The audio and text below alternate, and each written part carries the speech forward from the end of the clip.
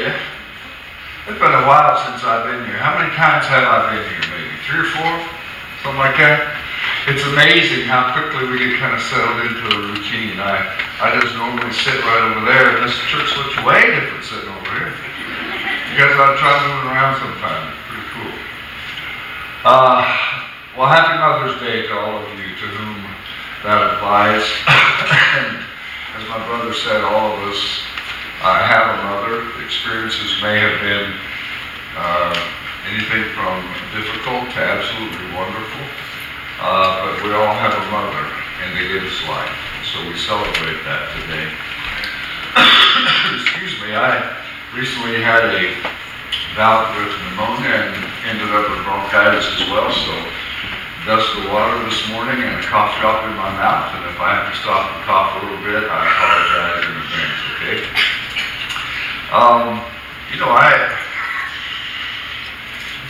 I was just sitting there thinking about my mom this morning. She was about 4'8". She weighed about 92 pounds. When she was 5 years old, she was born in 1916. When she was about 5 years old, she got polio and lost the use of her lower half of her body and partial use of one of her arms. By the time that I got old enough to really understand what was going on, she had 22 surgeries to be able to even walk on one leg with a straight brace. She could do that and just shift back and forth. She raised 3 boys and a daughter like that, most of the time walking on crutches. And I can't tell you the number of times that I would get up early in the morning for some sporting event or practice early or something like that, and I would see her sitting in some dark, quiet corner in a chair, and she had that apron up over her face, and that was her quiet time. And that's how she got away from the rest of the family and the rest of the household, and she came away and spent quiet with the Lord.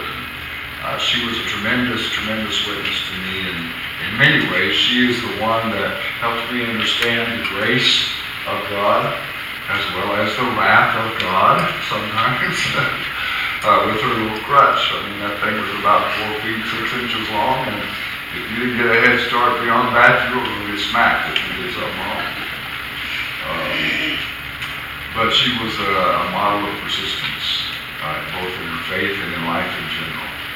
And it's a wonderful, wonderful thing to think about that she's been gone a long time. My father died a couple weeks before I graduated high school, so really Mom has been a constant in my life for most of my adult life. Well, this morning, this is going to be a little bit of a departure from what you would expect on a Mother's Day. It's not a typical Mother's Day kind of message. This just happens to be something that mothers get right.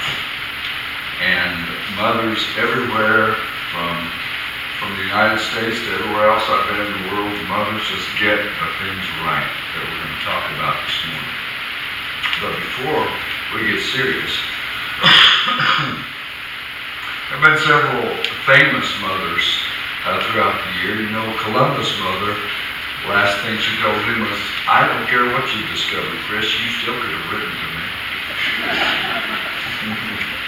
Thomas Edison's mother said, "Yeah, I'm proud you invented the light, now turn it off and go to bed." Albert Einstein's mom said, "But Albert, it's your senior picture. Can't you do something with your hair? Styling gel, mousse, anything?" Miss Jones had given her second grade students a science lesson. She explained about magnets and showed how to pick up nails and other bits of iron, and now it was question time for the class. Miss Jones said, "My name begins with the letter M, and I pick up things. What am I?" And the boy stood up, oh, I know. You're a mother." Right? Mothers do that. And these are some signs that have been seen in kitchens and homes throughout the country, different places. Kind of help you understand where mothers come from sometimes. Yeah, so this isn't home sweet home, adjust. Ring the bell for maid service. If there's no answer, just go ahead and do it yourself. I clean house every other day. Today is the other day. And if you ride in the dust, please don't date it. My house was clean last week. Too bad you missed it. If you don't like my standard of cooking, lower your standard. That's usually not a problem down here in the South, is it? We eat good. A messy kitchen is a happy kitchen, and my kitchen is absolutely delirious. A balanced diet, my idea of a balanced diet, is a cookie in each hand. Thou shalt not weigh more than thy refrigerator. End. Stop. Countless number of people have eaten this kitchen and gone on to lead normal lives. You can too. My next house will have no kitchen, just vending machines. And this last one says, I live life in the fast lane, but I'm married to a speed bump.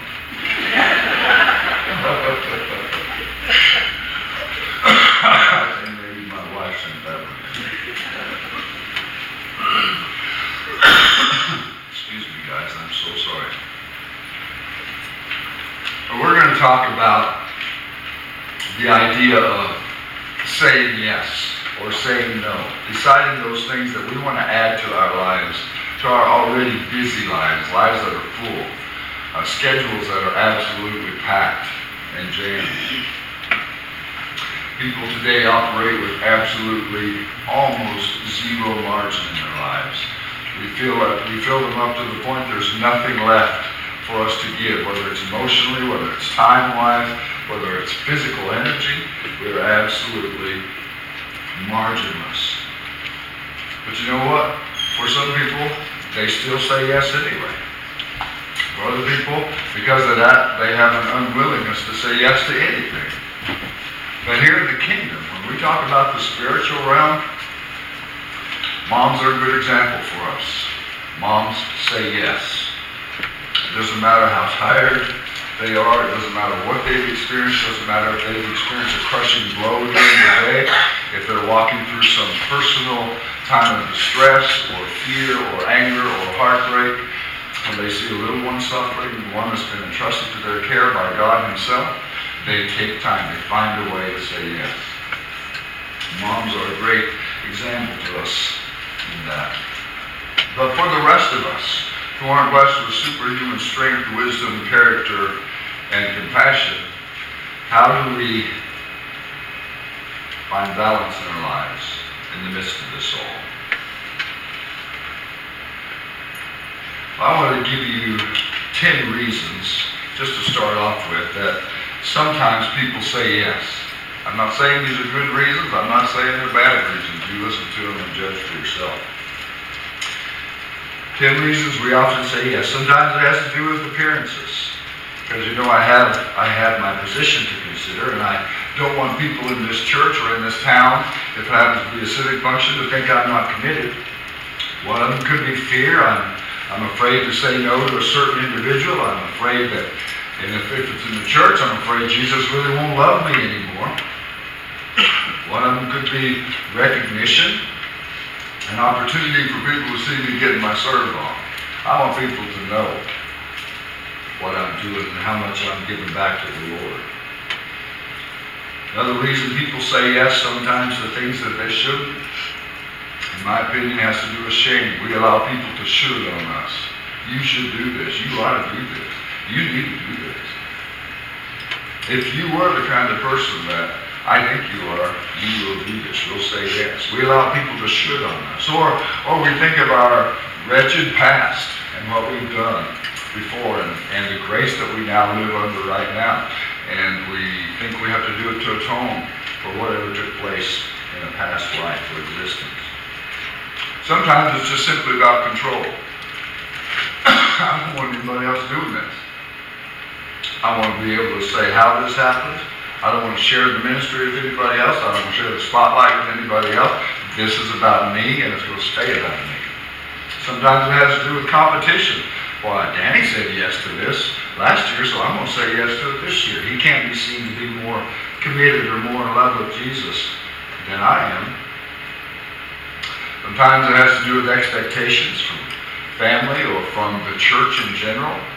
You know, we become a new believer, and they know that in the past we've had a pretty good voice. We've sang different places, and they just expect that we're going to be ushered right up onto this platform, and we're going to feel comfortable to give up a Wednesday night time for practice, and we're going to be here every Sunday, and we're going to sing in the choir, and I'm going to stand up here and sing specials, and sometimes it doesn't work that way.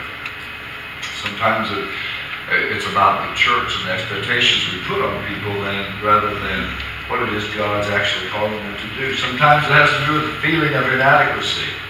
You know, simply not being strong enough with who I am to say no, or not feeling important enough. Like I have the right to say I can't do this right now. Sometimes it has to do with perfectionism. If you want something done right, you're going to do it yourself. You know, if you've ever been in leadership and you've walked people through to a certain point and you know that it's time to turn the reins over to them, it's a hard thing to do. You want to micromanage. You want to watch over them like a duck on a June bug so that they actually get it right. And sometimes we're so zealous in that we actually take it back from them. Because you know they're not going to do it right. They're going to mess up at a crucial place, and you're not willing for them to make the mistake. Sometimes it has to do with out-and-out manipulation. When I assume that the activity I agree to do for the church, not universal, the church local, will stimulate God to do the thing that I want him to do. That's manipulation. And here's the last one. Guilt. False guilt. False guilt is feeling like either everything that's wrong is my fault and I had a part in it, or it's my responsibility to fix. That's called codependency in the counseling world. But listen to this. All of these reasons I just gave, fear, recognition, shame, control, competition, they can also be reasons to say no as well. And listen, here's the takeaway from hearing those 10 things. Every guilt-driven yes is a no to something that could be very spiritually important in my life. My text today is in Mark, the Gospel of Mark. It's the first chapter, beginning with verse 32. If you have a Bible, I really would like you to follow along with me. Many guys I know are visual. We can listen to stuff, and as soon as we hear it, it's gone. But when I read it and actually see it in print, it stays with me a little longer. Mark, the first chapter, beginning with verse 32. That evening after sunset, the people brought to Jesus all the sick and demon-possessed. The whole town gathered at the door, and Jesus healed many who had various diseases. He also drove out many demons, but he would not let the demons speak because they knew who he was. Very early in the morning, while it was still dark, Jesus got up, left the house, and went off to a solitary place where he prayed. Simon and his companions went to look for him, and when they found him, they exclaimed, "Hey, everyone's looking for you." Jesus said, "Let's go somewhere else, to the nearby villages, so I can preach there also, because that is why I have come."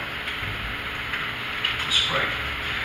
Father, thank you for the time that we have together, just a few minutes on a very special day, celebrating the lives of very, very special women in this world and in the community of faith. I pray, Father, that you would help us all to make application with what we know about the relationship we had with women who sacrificed so much on our behalf, and what it means to say yes to you, what it means to us as we've been growing up and as we have grown up to have heard a no from somebody we do know that we've trusted and we believe cared about us. Lord, I thank you for your word. I thank you for the truth that it has for our lives. I pray that you help us to leave this place today having a better understanding about why we're here and what you're calling us to do. In Jesus' name. Amen. Here's a foundational truth for everybody in this room who calls yourself a Christian. It's never a choice between a life of service and a self-serving life. We don't have that option. We're called to serve Christ, and we do that best, and we do it most often And we do it probably the most effectively when we serve other people. Self-centered living repels people away from us. I know some people that I work with, one man in particular, would do anything for anybody, will sacrifice time, his energy, he'll stay late for you, whatever, as long as he's sure to get the credit for it. And as a result, I wouldn't ask him to help me for anything. That kind of self-serving attitude, it repels me personally. I would still consider him a friend. I would still help him in return, those kinds of things, but I'm not about to deepen a relationship with a man who says, I'll do anything. Sky's the limit for you. Just make sure people know I do. That's not a Christian perspective to have. It's not a way that we serve people. Self-centered living repels people. A servant lifestyle, on the other hand, attracts people. You all know some servants right here in this room, people in other congregations that you may have been a part of. And they serve you behind the scenes, they serve you quietly. They don't care if they get recognition. They don't care if they ever take these 3 steps up and stand on the platform before you. Those are the kind of people, those are the kind of lives that both illustrate and draw us closer to the kingdom, make us want to be like whoever or whatever it is that's making these people do the things they do. They're so happy just to be willing to be able to stand in the gap and to make a difference in the lives of people, and they don't care that they get any credit. That's attractive to me. I'm drawn to those kinds of people, and the Lord honors those kinds of people. There's a general call, I believe, on the life of every believer, and that's that you love the Lord your God with all your what? Heart, soul, mind, and strength. You've heard that scripture, right? You're familiar with it. But I also believe there's a specific call. There's a specific call based on who I am and how He's created me. And where I am in my life today. What season of life I'm in. I can tell you this, if you're here this morning and you're not a believer, don't tune me out yet. Because I know in your heart of hearts, you really do want that kind of life. You really do want to know something different than living for self or fighting for position or status or finances or whatever it is out there that the world seems to hold up as something to pursue. If you're here as a Christian and you've never really considered there's a deeper meaning for your life besides taking care of your family and coming to church and doing what they ask you to do, that you really might have a specific purpose that was God created you for, that nobody else in this entire community, nobody else in the entire world, He had a plan for. This belongs to you. If you're here as a Christian and you feel like you have an idea what your mission in life is, but you're not sure and you want to find out, let's talk about it together today. Or maybe you're here as a believer and you feel like you know what you're supposed to be doing, but your life is so out of balance in other areas that you're unable to do it. This is what we're going to talk about today. There's 4 things that I want us to understand about ministry. I'm going to go through them quickly. I'm not going to hold you a long time. But understand when I do this, we're talking about ministry that you will all have experienced from your mothers. First thing is, real ministry is seldom convenient. You can ask any mother here.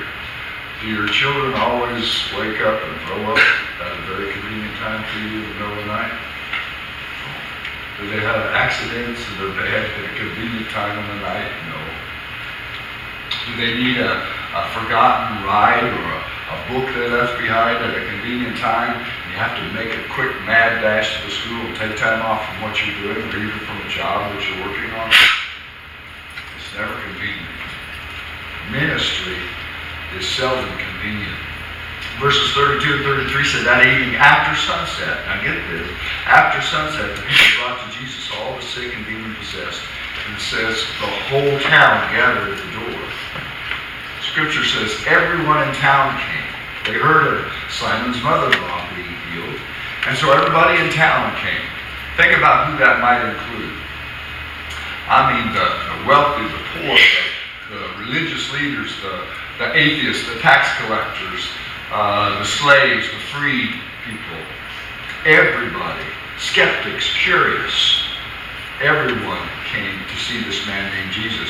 And they couldn't carry the sick before this time of day. See, because it was a Sabbath, and you don't work on the Sabbath. So they had to wait till 6 o'clock to start showing up at Jesus' door. So it was late in the evening before he even started the ministry with all of these people. It was very inconvenient. But no, Jesus met people where they were and where they had need, just like mothers do everywhere around the world. But note also, religious leaders have a lot of power, a lot of influence, and they instill fear in the hearts of people when they lead from a top-down perspective. They were afraid of the religious leaders, so they wouldn't seek out Jesus until it was safe to do so. After the point at which the rulers could object or cause them problems. Now here's the deal. This is true in the real world too. Right now that we live in 2018, most will not come until they know it's safe to do so. We're here today, we're here with moms, we're here as families, and we're excited to be together, and it's a wonderful situation, but typically the people out there who don't do church, who have no background in spirituality, who didn't grow up in a home, a godly home, where they were taken to church or allowed to go to Sunday school, whether parents went or not. They didn't go to vacation Bible school. They didn't hang out with other kids who had a spiritual influence on them. They're not coming here until they know it's safe. They're not entering your orbit. They're not going to move into your sphere of influence until they know you're a safe individual. I've told you before, I'm not proud of it. I'm not ashamed of it either. I'm somebody who's in recovery from an addiction to alcohol and drugs. Yesterday, as a matter of fact, I celebrated my sobriety birthday, and the people that I meet with on a regular basis, we had cake, we had all kinds of things, and it was a wonderful, wonderful recognition for me. But those people that I hang out with in that place, I'm not safe to them because I get up here and stand behind the pulpit. I'm not safe to them because I'm known as a pastor in the Church of God, or that I go to a church in town. I'm safe to them because they know that I understand their heart, that I don't judge them for what they're doing, but that I have walked where they walk, and I'm at a different point than they are, and I'm willing to walk along with them to bring them along. They trust me. And they come to me. I have 8 people that I sponsor, and I get called anywhere from midnight till 2, 3, 4, 5 in the morning. Because it's safe. And when your pastor gets here, I hope that you will work hard to make it a safe place for he and his family to land. He's coming. He's made the decision to uproot his family, to change his whole life, and to focus it in a new direction, and to commit everything he has, everything that the Lord has given him, gifting-wise and financially in this world, physically in this world. He's committed it to you and to this community. I hope you make it safe for him when he lands here. Man, I would be blessing on your lips every time you see that man and his wife. And you ought to bless his kids, even if they spill Kool-Aid on the carpet. God said, brother, I love you. I love your babies. I'm so happy you're here. They get a safe place for it. Okay, this thing about Jesus getting up early in the morning, they didn't start till 6 o'clock at night. The whole town came. He did ministering to them. Then it says, before morning, while it was still dark, he came out, he got up, and he went away. He went to a safe place to pray. And the takeaway for me in that is, if we don't come away, if we don't get away from this schedule and this lack of margin in our lives from time to time, if we don't come away, we're going to come apart. I'm living proof of that. I did that. I self-imploded. I exploded, whatever you want to call it, as a pastor and a missionary. And I relapsed as a result of it. early in the morning while it was still dark, Jesus got up, and he did that so he could concentrate in prayer, so he could have some solitude and silence. You ever go to visit somebody, those of you who do visitation in this church? You ever go to visit somebody, even make a cold call, or you know you're in a house of an unbeliever, and you just happen to get an invitation, and you're sitting there, and the TV's about here, and you're here, and they're there, and the TV's blaring. And they're watching the TV and they're looking at you every so often. It's a very distracting kind of thing, isn't it? I've done it so many times, sitting there trying to communicate and touch hearts with somebody while they're watching TV off and on, or refuse to even turn it down. But that's okay. Because I was full when I went there. I was already filled up. And you have to be too, and it has to be intentional, just like Jesus. You have to get away. You have to come apart. And you have to find a way to get quiet. Where there's no wiggle room. There's no distractions. And it's just you and Jesus. And you can focus on what he has to say to you. Prayer is the key to maintaining balance in our lives. And when there's no margin, things can quickly spin out of control. Here's the third thing. The third thing of four. This is important to remember. Not everyone who comes to Jesus is looking for a Savior. They're looking for a lot of things sometimes. Verses 36 and 7, Simon and his companion went to look for him, and when they found him, they exclaimed, "Hey, everybody's looking for you." And when you read the commentators kind of speak to this certain level of frustration that they had with Jesus. And they were annoyed at him, and maybe they were even trying to chastise him a little bit in their tone of voice that they used with him. See, even the disciples seemed to be caught up in this popularity thing. It was more important to be seen to be with Jesus than to actually know him and understand his mission. And see, many people use Jesus and then they leave. And it can be heartbreaking for some of us. But you know that going in, when you enter into the ministry. And I don't mean the professional quote-unquote ministry. I mean when you decide that you're going to chase God hard and you're going to find him every time he slows down long enough for you to catch hold of his coattail, and you're doing things that he's opening your eyes to. You're doing ministry in your family, you're doing ministry in your community, ministry at work. When you do ministry, you just know going in, some people are going to grab a hold and they're going to run along beside you and they're going to encourage you and you're going to encourage them and you're going to find a colleague and a kindred spirit. Other people are going to say, run long enough just to find out, hey, there's work to this. And they're going to peel off, scoot away. Because not everybody comes to Jesus looking for a Savior. Some people just want a miracle. You see it on TV all the time.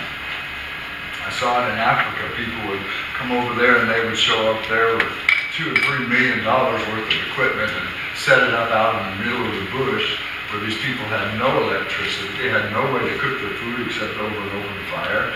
And they had all these lights and camera equipment and pyrotechnics sometimes. And they had microphones and electricity. And there was just so much stuff going on. And these people lined up because they heard that this person brought miracles wherever he went. Some of them faked miracles because they didn't want to seem to be unworthy of getting a miracle. Some of us want a quick fix for something. We want a strong body again. We want our marriage back. We want to escape the consequences of something. We want stuff from Jesus. We want money. We want possession. I want a new job. I want a new house. I want a new wife. I want a new husband. I want my kids to straighten up. We want something from him. Not everyone who's coming to him, though, is looking to say, Jesus, I want you to be my Savior, but I also want you to be my Master. I want you to become Lord in my life, and I'm willing to surrender every part of it so that you can do what you want to do. See, that's just part of the deal. It's not my job to offer judgment on anybody's motives today. I can't even hardly figure out my own. That list of 10 things, those are all reasons that I personally have said yes. Wrong reasons that in my life I have said yes to good things that ended up being disastrous or too demanding for me to fulfill.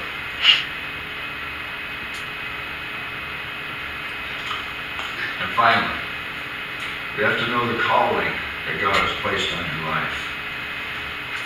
I can tell you this. There's a mother sitting in this room who doesn't understand her calling. You have both the giftedness, the courage, and the strength to nurture your family. We're not just talking about kids, we're talking about husbands too. For some of you ladies, the biggest job you have is nurturing us and picking us up and sometimes feeding an ego that's out of control. Not in a bad way, but you know that the tiniest things can destroy a man's heart and his self-image. I can stand up here and I can speak. I spoke to Anderson Camp meeting on Wednesday night for missionary commissioning, and there were 5,700 people sitting out there, and I got to speak, and it was a wonderful, wonderful experience. And so very many people were surrendering their hearts to the Lord. So many people were giving their committing their lives to missionary service or to full-time ministry. And it was a great thing to see. And on the way out that night, I saw somebody I recognized, somebody I respected.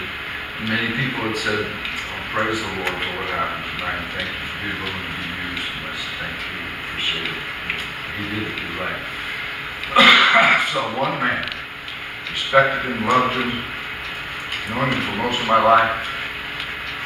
And I said, hey brother, are you doing okay? He said, yeah. He said, but I'll tell you something, probably wasn't one of your best. And out of all of the good stuff that happened that night, and out of all of the good things that were spoken to me personally, that one thing just crushed my spirit.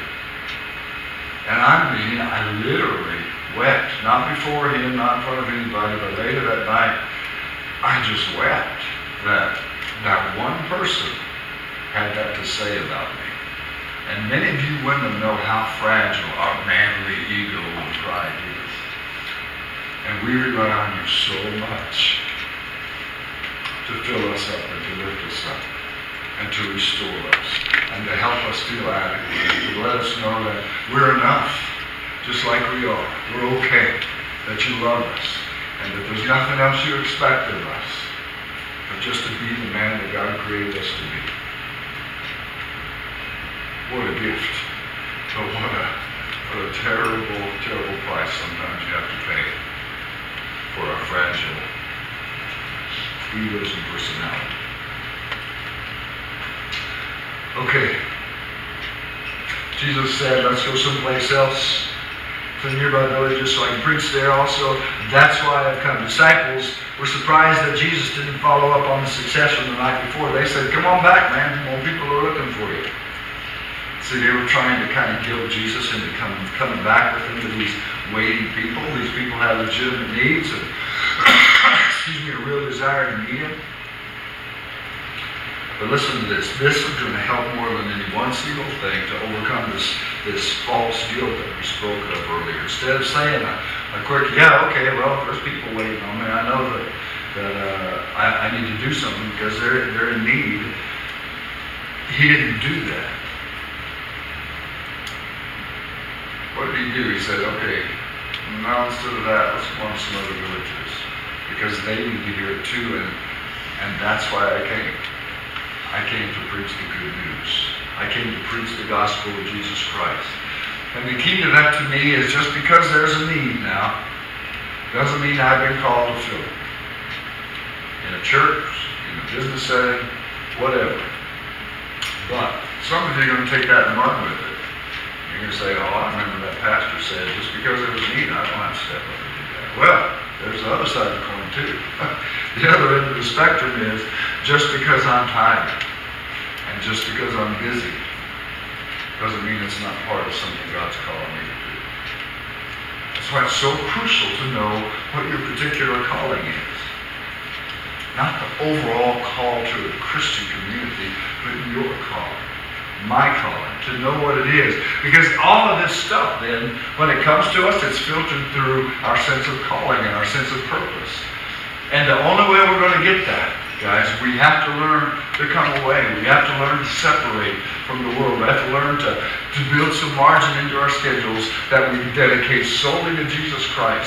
And we focus on Him, and we fiercely protect it until we begin to hear from Him. And the Holy Spirit can begin to communicate to us, this is who you are. This is why I've created you. This is the thing that's going to feed your spirit. This is the thing that's going to leave you feeling filled up and renewed and energized and refreshed. Every time you do it, I don't care whether you do it at midnight or you do it at 8 o'clock in the morning. That's the kind of thing the Holy Spirit wants to reveal to you. That's the kind of thing I'm talking about. That's a real calling. And that way, when things come to you, would you do this? Would you step up and do this? Do you have time to do this? Well, I see you're not working on Wednesday. Why don't you do this? Then you have something to filter it through. If it doesn't serve the calling, then perhaps it's not the best decision for you to make. You got to know your calling, though. See, Jesus knew not only his calling, but he knew what season of life he was entering. What season of life are you in? And here's why I ask. My own calling, for example. I believe that I've been called to be broken and spilled out for people in the margins, the throwaways in society, the people that are referred to as those people, the ones that you don't commonly hang out with, the ones who don't live in nice neighborhoods and drive decent vehicles and talk nice and smell nice and do nice things.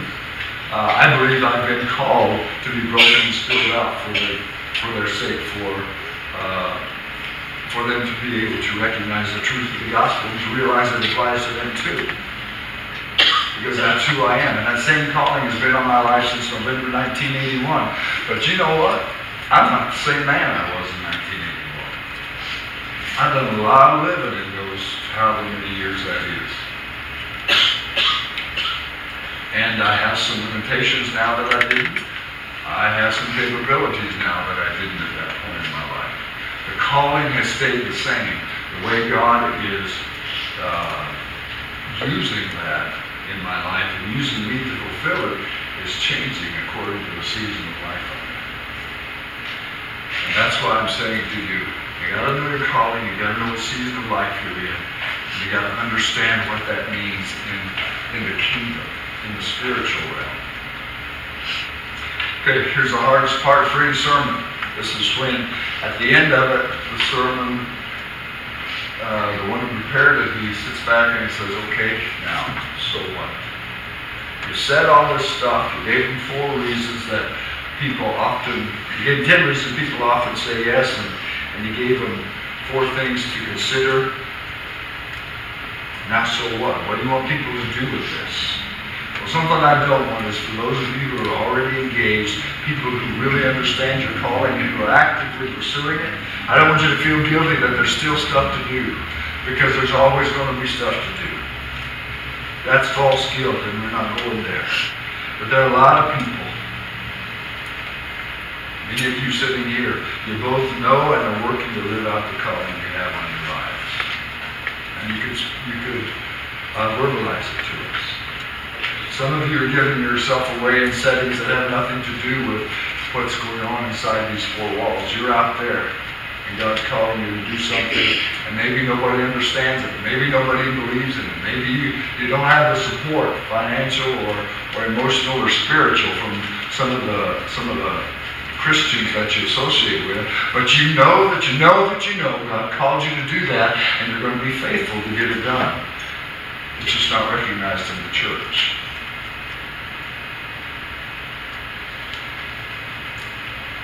You know who's going to be your biggest cheerleader?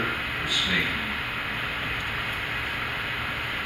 But if that's not you, however, if you've never had a relationship with Jesus, He has a plan for your life. I want to share that with you.